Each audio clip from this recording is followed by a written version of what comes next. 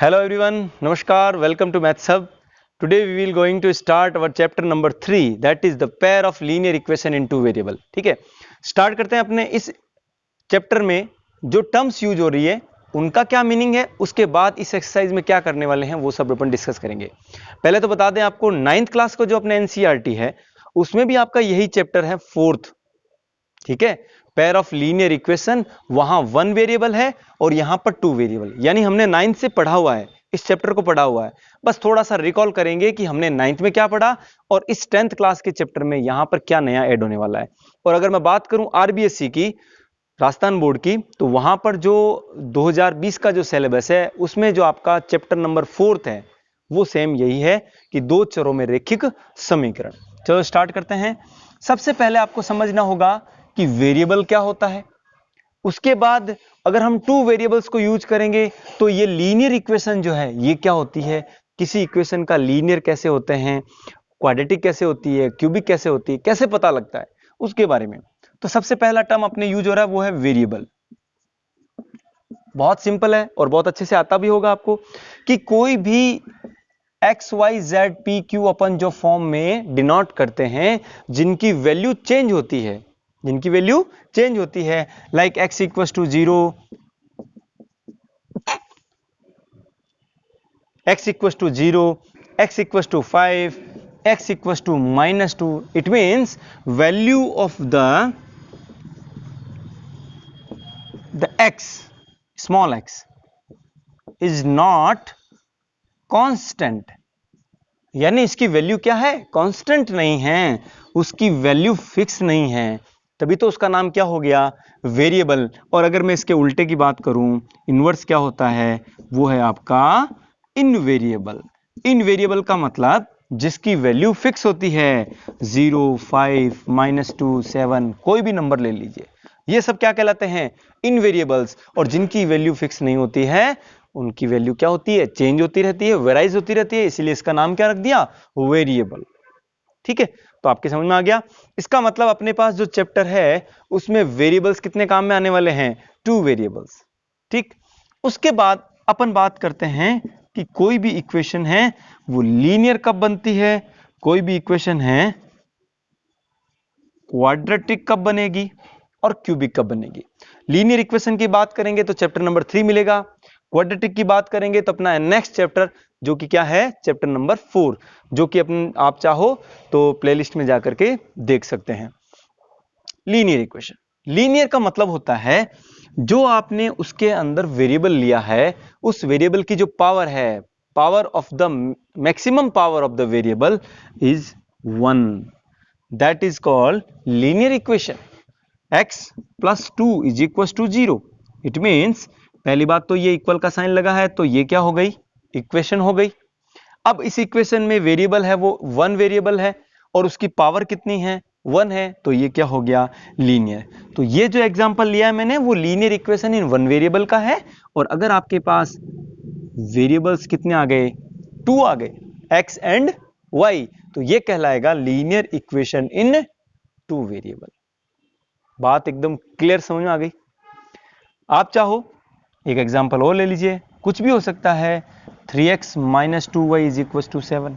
तो आप देखिए यहां पर आपके वेरिएबल्स कितने हैं, 2 है, और इन वेरिएबल की जो मैक्सिमम पावर है, डिग्री जो है वो कितनी है, 1 है, इसलिए इसका जो नाम होगा वो क्या हो जाएगा, लीनियर इक्वेशन। अब बात करते हैं थोड़ा सा क्या डिफरेंस है लीनियर इक्वेशन के साथ, हम पढ़ लेते हैं क्वाड्रेटिक इक्वेशन क्या होती है। What is quadratic equation, what is the difference between the linear equation and quadratic equation. Then you can say the power of the variable is 2, then the equation is called quadratic equation, यानी कि 3x square plus 5x plus 7 is equal to 0। ध्यान देंगे यहां हमारा variable x है, अब x की power आपके पास देखिए 1 भी है एंड 2 भी है, तो अब वो जो इक्वेशन है उसका टाइप कैसा होगा वो डिपेंड करता है कि उसकी मैक्सिमम पावर क्या है, and the maximum power of the variable is 2, then these kind of equations called quadratic equation। Example और ले लीजिए, आपका वेरिएबल x की जगह क्या हो सकता है, y हो सकता है, जैसे 5y² -3y + 7 = 0।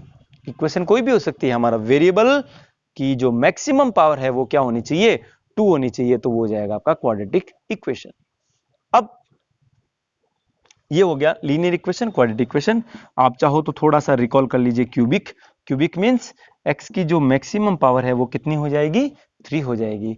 तो ये x³ - 5x² = 0। कुछ भी हो सकता है। यहां देखिए x की पावर 2 के बाद इसमें x की पावर 1 नहीं है, इसका मतलब उसका कोफिशिएंट 0 है, कांस्टेंट नहीं है, कोई फर्क नहीं पड़ता। ये एक इक्वेशन है और इस इक्वेशन में जो वेरिएबल है उसकी मैक्सिमम पावर 3 है, देन ये क्या हो जाएगा, क्यूबिक इक्वेशन हो जाएगी। ठीक है। अब आपके मन में ये सवाल जो आ रहा था, क्वेश्चन आ रहा था कि वो क्लियर हो गया कि जब हमारे पास y की वैल्यू, y की जो डिग्री है, पावर है, वो 2 भी है, 1 है, तो हम किसको चूज करेंगे, मैक्सिमम पावर को। तो ये है आपका मेन डेफिनेशन हमारे। अब साथ में एक वर्ड और इसमें दे रखा है, pair of linear equation in 2 variable. इसका मतलब हमारे पास जो ये लीनियर इक्वेशन है, ये 1 लीनियर इक्वेशन हुई, ये सेकंड लीनियर इक्वेशन हुई, और अगर इन दोनों की बात करें तो ये क्या हो गया, ये पेयर हो गया। वहां पर जब भी 2 लीनियर इक्वेशन आपको एक साथ दे दी जाएगी तो उनको अपन सॉल्व कर सकते हैं। देखिए, जिस किसी भी इक्वेशन में जितने वेरिएबल्स होते हैं, कितने वेरिएबल्स हैं, 2। तो अगर हम उसकी वैल्यू निकालना चाहते हैं तो याद रहे कि आपको पास कितनी इक्वेशन होनी चाहिए, 2। अगर 2 वेरिएबल्स हैं तो 2 इक्वेशन होनी चाहिए। अगर आपके पास वेरिएबल्स 3 हैं, वहां पर आपके पास 3 इक्वेशन होनी चाहिए। ये मैन आपको ध्यान रखना है। ठीक है। तो हमारे पास जो अननोन टर्म्स कहें या वेरिएबल्स कहें वो 2 है ना, तो इसका मतलब है कि पूरी एक्सरसाइज में आपको हर बार कितनी इक्वेशन दे रखी होगी, 2 इक्वेशंस दे रखी। क्लियर है। अब हम बात करते हैं कि लीनियर इक्वेशन के सॉल्यूशन कितने होते हैं। Solution of an linear equation in 2 variable. अब मैं बात करता हूं कि लीनियर इक्वेशन, और वो भी सिर्फ कितनी, एक, तो उसके कितने सॉल्यूशन होंगे। तो आपको 9th क्लास वाला याद है। जैसे आपके पास एक सिंपल सी एक्सप्रेशन लेता हूं, x + y = 7, then you can say x = 7 plus का y ट्रांसफर कर दिया माइनस। अब ये देखिएगा, यहां पर जैसे जैसे y की वैल्यू पुट करते जाओगे, y = 0 पुट कर सकते हो, 1 कर सकते हो, 2 कर सकते हो, 3 कर सकते हो, -1 कर सकते हो।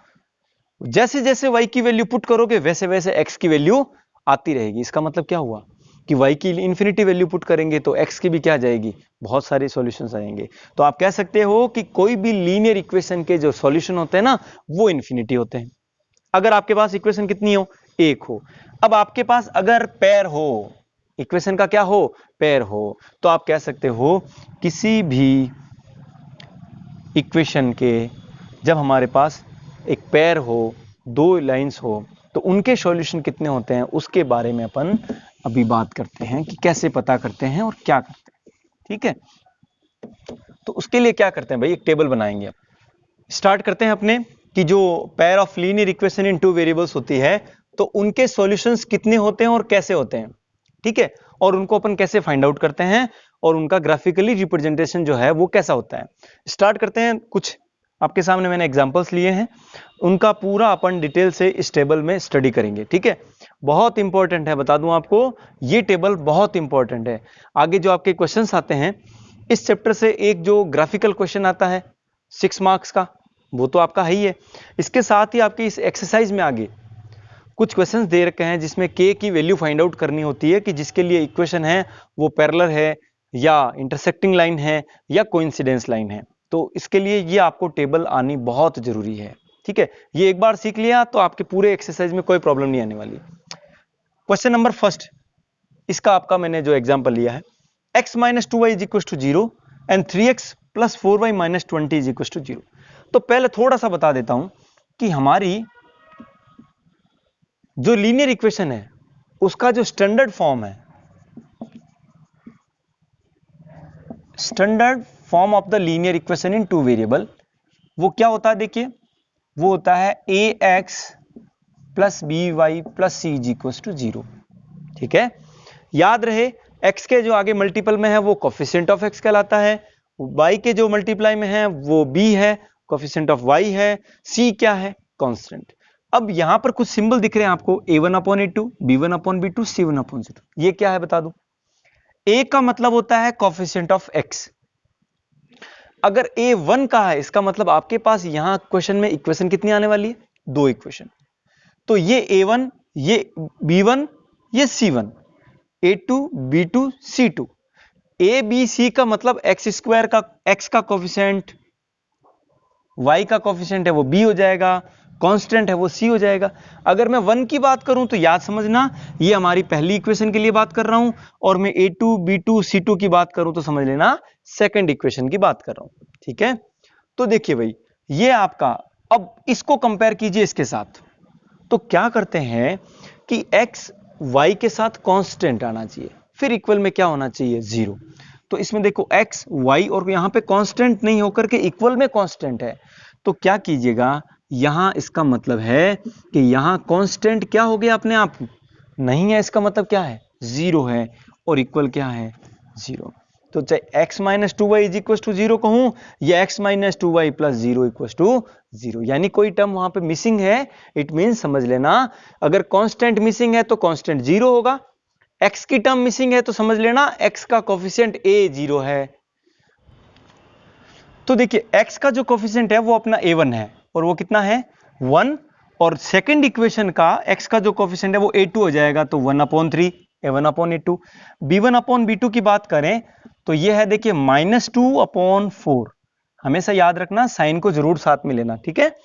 -2/4, इसको अगर आप कैंसिल और करोगे ना, सिंपलेस्ट फॉर्म में लाओगे तो आपको -1/2 मिल जाएगा। फिर देखिए कांस्टेंट 0, सेकंड इक्वेशन का कांस्टेंट -20। ठीक है, ये आपका आ गया सारे जो a1/a2, b1/b2 और c1/c2 इन रेशियो का। अब इन रेशियो का अपन कंपैरिजन करेंगे तो आपको मिलेगा, देखिए, a1/a2 not equal to b1/b2।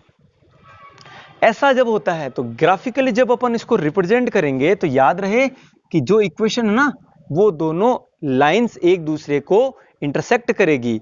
Intersect करने का मतलब, ये लाइन कैसी हो गई, इंटरसेक्टिंग लाइंस।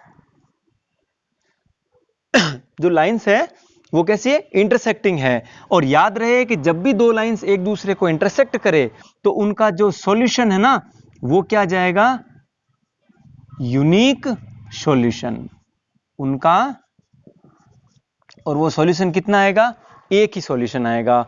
और अगर मैं साथ में एक और बना देता हूं कि वो जो सिस्टम होगा वो कैसा होगा, तो याद रखना वो सिस्टम हो जाएगा आपका कंसिस्टेंट। कंसिस्टेंट सिस्टम का मतलब, अगर आप दो लाइंस को लेकर के उसको सॉल्व कर रहे हैं, ग्राफिकली रिप्रेजेंट कर रहे हैं, तो वहां पर कोई ना कोई आपका सॉल्यूशन मिलना चाहिए। चाहे आपका सॉल्यूशन यूनिक यानी कि वन सॉल्यूशन मिल सकता है, या मेनी सॉल्यूशंस मिल सकते हैं, इन्फिनिटी मेनी सॉल्यूशन। दोनों ही केस में आपका जो सिस्टम है वो कंसिस्टेंस होगा। अगर आपका सॉल्यूशन नहीं निकला तो वो इनकंसिस्टेंट होगा। तो इंटरसेक्टिंग लाइंस हो जाएगी और यूनिक सॉल्यूशन हो जाएगा। अब अपन बात करते हैं, देखिए, सेकंड इक्वेशन की। इसका a1/a2 की बात करो तो ये मिल रहा है आपका, देखिए, 2/4, और थोड़ा सा इसको सॉल्व करेंगे, सिंपल बनाएंगे तो मिल रहा 1/2। आगे देखिए, ये है आपका b1/b2 3/6। इसको भी जब आपने सिंपल किया तो ये मिल रहा आपका 1/2। फिर देखिए -9, ये कौन है, कांस्टेंट पहली लाइन का, और ये है कांस्टेंट सेकंड लाइन का, -9/-18। तो देखो माइनस माइनस हो गया प्लस, और 9 की टेबल 18 में 2 टाइम। तो आप देखेंगे 1/2 1/2 1/2, it means a1/a2 equal to b1/b2 is equal to c1/c2। ये चीज, इसका मतलब ये तीनों जो रेशियो हैं वो कैसे हैं, इक्वल हैं। तो याद रहे, ये जब तीनों इक्वल होते हैं तो ये जो लाइन होती है ना, वो कोइंसिडेंट लाइन हो जाती है। कोइंसिडेंट लाइन, कोइंसिडेंस लाइन का मतलब है कि वो दोनों लाइन अलग अलग नहीं है, केवल एक कोफिशिएंट, एक किसी नंबर के साथ उसको प्रोडक्ट कर दिया गया। देखिए, इसको 2 से मल्टीप्लाई, 2 जा 4, 2 3 जा 6, 2 9 जा, इसका मतलब ये दोनों लाइंस कैसी है, एक ही मान लीजिए, तो वो कहलाती है कोइंसिडेंट लाइन। और जब कोइंसिडेंट लाइन होती है तो each and every point is a solution for these two equation. तो इसका मतलब क्या हो गया, इन्फिनिटी मैनी सॉल्यूशन। और जब हमारे पास बहुत सारे सॉल्यूशन आ जाते हैं, इन्फिनिटी सॉल्यूशन आते हैं, तो अपना जो सिस्टम है वो कैसा हो जाएगा, कंसिस्टेंट हो जाएगा। ठीक है, तो अपना सिस्टम जब इंटरसेक्टिंग लाइन यूनिक सॉल्यूशन होता तब भी कंसिस्टेंट होता है, इंटरसेक्टिंग लाइन के साथ अगर कोइंसिडेंस लाइन आ जाती है तो भी इन्फिनिटी सॉल्यूशंस के साथ भी क्या होता है, कंसिस्टेंट होता है। अब तीसरी बात करते हैं कि अगर हमारी लाइंस कुछ ऐसी है तो कंपेयर कीजिए 1/2 A1/A2, B1/B2 की बात करें तो 2/4, तो ये भी देखिए 1/2 आ जाएगा। C1/C2 क्या है, पहले का कांस्टेंट है -4 और दूसरे का है -12, तो देखो माइनस माइनस प्लस हो जाएगा और 4 की 12 में 3 जा। चेक कीजिए 1/2 1/2 1/3, यानी A1/A2 ये तो इक्वल हैं किसके, B1/B2 के, but not equal to C1/C2। इनका जो कौन सा रेशियो, कांस्टेंट का जो रेशियो है वो डिफरेंट है। तो कैसा हो गया, ये लाइन जो है वो एक दूसरे के पैरेलल आ जाएगी।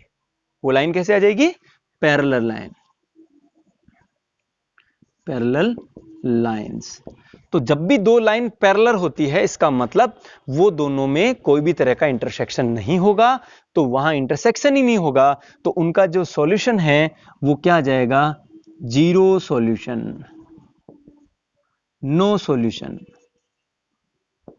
ठीक है, और जब अपने पास सॉल्यूशन ही नहीं है तो अपना जो सिस्टम है वो क्या हो जाएगा, वो हो जाएगा आपका इनकंसिस्टेंट सिस्टम। तो ये है आपकी सारी टेबल, इस टेबल को बहुत अच्छे से आपने मिला लिया। अब यहां पर आपको क्या करना है, एक एक एग्जाम्पल अपने मन से लेना है। ठीक है, कोई भी दो इक्वेशन लीजिए, उन दो इक्वेशन को इस तरह से आप अपने मन से कॉपी में जरूर करें, तो उससे आपकी प्रैक्टिस हो जाएगी। ठीक है, वीडियो अच्छा लगे तो लाइक कीजिएगा, शेयर कीजिएगा और सब्सक्राइब कीजिएगा अगर आप चैनल पे पहली बार हैं तो। नेक्स्ट वीडियो जो होगी हमारी एक्सरसाइज 3.1 की होगी। Thank you so much.